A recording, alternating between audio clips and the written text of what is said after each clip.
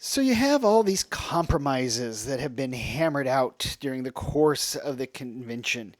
The framers have gone through and they've tried to put together the best document they can. Now, you may notice that I've been using the term framers at this point in time instead of founders. Now, the founders, the founding fathers, those would be the revolutionary individuals, the people who were more closely aligned with the founding of the nation that way. The framers, this is about 10 years later, these are the guys who wrote the Constitution. Now, yes, quite a few of the framers and the founders are one and the same, but they're not 100% the same. So you'll see that I have a tendency to refer to them as the framers. So that's just a little, thing for clarity.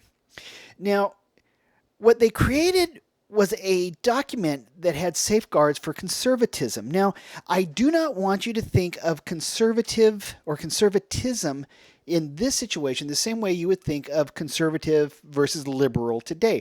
Two totally different things.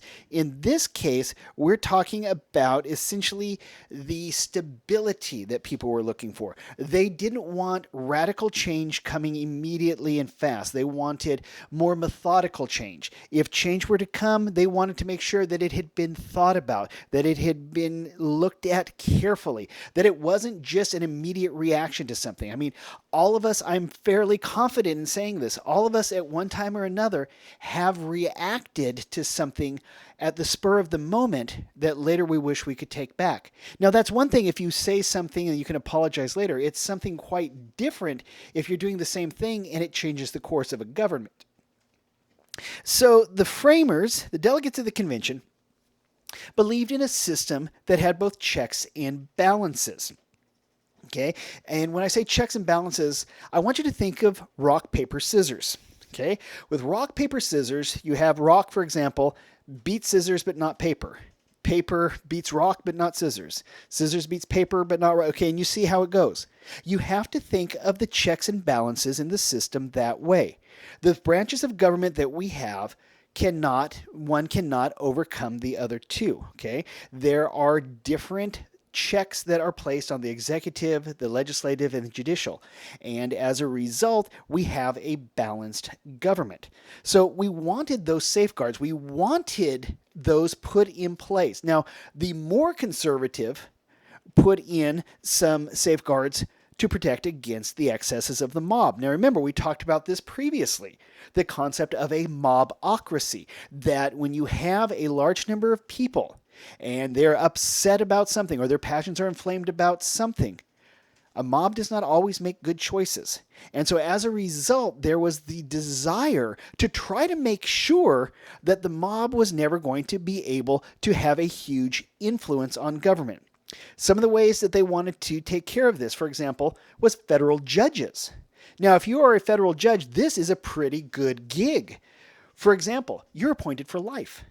Once you have been appointed by the president and confirmed by the Senate, you cannot get fired. Now, you can be impeached and removed from office for various crimes and things like that. But at the same time, you cannot be removed just because the president or Congress doesn't like what you're doing. Plus two, they cannot alter your salary. They cannot cut your pay just because they don't like what you did. This is what's known as an independent judiciary. The independent judiciary in this case was one that was not going to be controlled by the other two. This is going to be a way that it was balanced. This was going to be a way that the judiciary was going to have its own power. This way, you would have more stability. You wouldn't worry about judges making rulings because they're afraid their pay is going to get cut, or you wouldn't have to worry about judges making rulings because they're afraid they're going to get in trouble with a boss or something along those lines. This way, the judiciary was free and independent of the other branches and could pretty much rule as it saw fit. Another thing, we mentioned this previously, the Electoral College. Now, the Electoral College creates a buffer between the people and the presidency. Now, it's 2020 right now, and in November we will be voting for president. Except we're not really voting for president. We're voting for what are called electors. Electors then go to Washington, D.C., and they have the official balloting in December. But what happens here is you have the grand total of your electors for your state are all of the congressional members that you have, all the members of the House, plus the two senators. and that gives you the total number.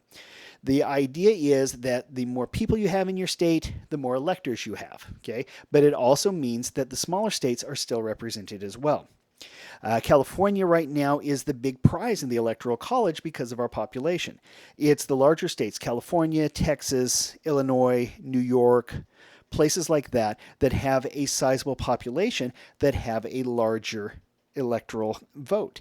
Now, in this case, the idea is to put that buffer between the people.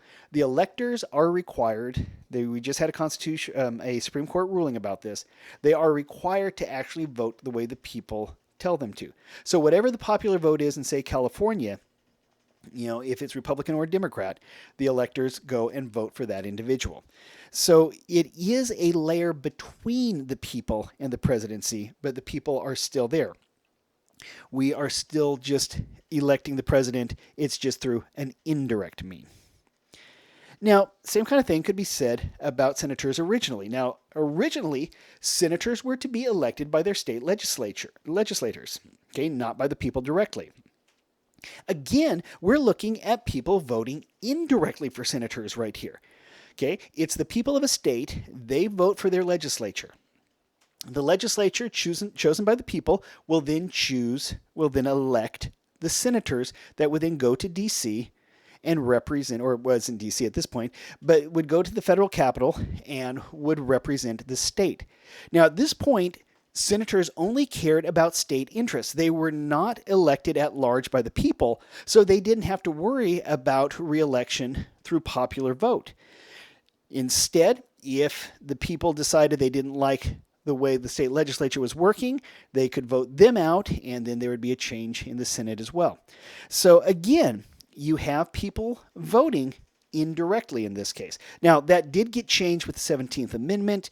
We now have direct election of senators, so that is a little different now, but we're talking about what things were like, when everything first began. Okay? So, in all honesty, when we talk about voting and we talk about the power of the people, people are actually voting for 1/2 of 1/3 of the government. Okay, we're really only voting directly for the House of Representatives. The House of Representatives is 1/2 of the legislature, and the legislature is 1/3 of the government. So we're voting for 1/2 of 1/3. So there is a lot of voting going on, and we do have a great deal to say about who goes to represent us. But it's not as direct as we thought. I mean, you think about the judiciary, as I mentioned. Okay, we have our senators. They're the ones who advise and consent and give their consent to people being nominated to the Supreme Court, for example. The president can pick whomever he wishes. That person then goes before the Senate questions them, and then the Senate votes yes or no. So while the people don't vote on who gets on the Supreme Court, we vote for the people who decide, and therefore we have an indirect route to that kind of control. You have to understand that in regards to what's going on, the people still have the power.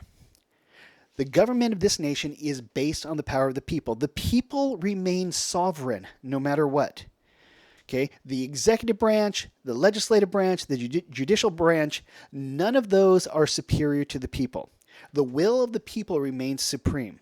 A government only exists through the consent of the governed, and that's what we have here.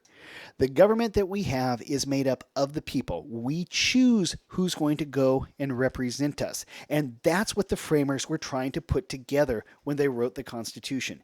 When they finished working in Philadelphia at the end, it's September 17th, 1787, only 42 of the original 55 were still there. They had lost essentially 13 of the delegates had changed their mind. They had decided that this wasn't what they wanted their names attached to, and they didn't like it. But a majority of them were still there. They had fought their way through. They had designed a government that they thought was going to work. And now came the challenge. It wasn't simply enough that they had gone through, they had tossed the Articles of Confederation and had now written a brand new government. Now they had to get the people to approve it. The only way the Constitution would go into effect was if you got 9 of the 13 states to ratify it. And so now it was going before the people. The people would make the final decision as to whether or not to accept this new government or toss it out. If the people had not accepted it, it would have gone down as a footnote in history. Instead, through a great deal of argumentation, the people would make a decision. On the chair that George Washington sat on at the Constitutional Convention was half a sun. And the question was, is the sun rising or setting? And it was hoped by the delegates that it showed a rising sun. It was hoped that the people would approve the Constitution. And with it, that sun would be rising on the American Republic. And that sun would shine on the Republic for years to come.